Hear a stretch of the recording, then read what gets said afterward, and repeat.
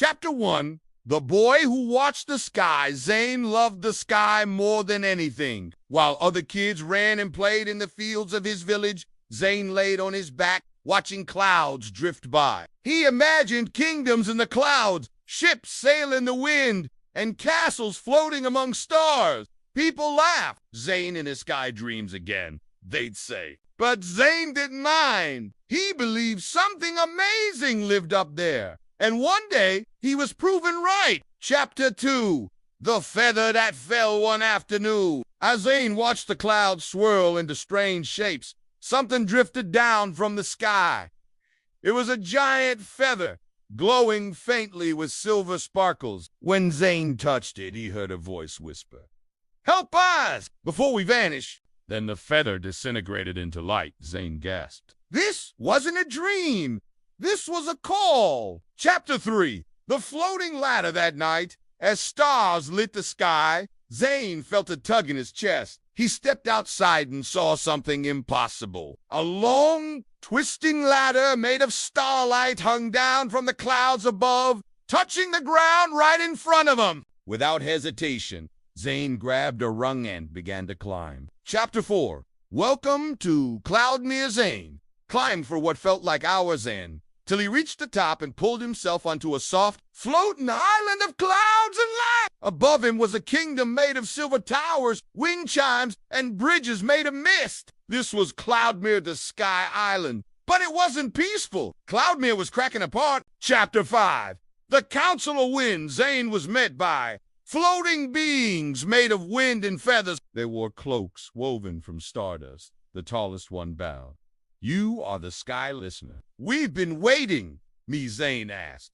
"I'm just a kid. Only those who truly believe can hear the sky's whisper." They led him to a great hall where a globe spun slowly in the air of the sky core, the heart of Cloudmere. But it was flickering. "A storm spirit has stolen the sky crystal. Without it, Cloudmere will fall. We need your help to get it back." Chapter 6. The storm below. Zayn was given a cape of wind and a sky sailboard to glide through clouds with two guardians, Syrah, a brave sky knight, and Nimbus, a fluffy creature who sneezed lightning. Zayn dove into the lower skies where storm spirits live. They flew through thunder clouds, dodged bolts of lightning, and finally reached a swirling vortex of wind and darkness. In the center, a floating tower of the lair of Tempera, the storm spirit. Chapter 7. Facing the storm. Inside the tower, Zayn and his team tiptoed past howling winds and spinning storm eyes. They found the sky crystal glowing bright blue, locked in a cage of thunder. Tempera appeared. "Why should I give it back?" she roared. "Sky Island forgot me. I used to protect the clouds." Zayn stepped forward. "Then come back. Help us again. Be part of the sky, not its enemy." Tempera narrowed her eyes. "You believe I can change?" "Yes," Zayn said, "because I believe in impossible things." Tempera paused, then reached out and handed him the crystal. Chapter 8.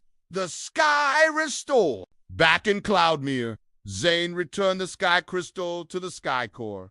It pulsed with life, sending ripples through the island. Bridges healed, towers straightened, and music filled the air. Tempera hovered above, her stormy edges softening. "Welcome home," said the Wind Council. Zayn stood on a high tower, the whole sky stretching out before him. "Time to go home," Syrah said, "but the sky will always remember you." Chapter 9. Back to the earth. Zayn woke in his backyard, morning sunlight warm in his face. No ladder, no feather, just stew and bird song. But in his pocket, a small silver feather remained. He looked up at the sky and smiled, because now he didn't just watch the sky.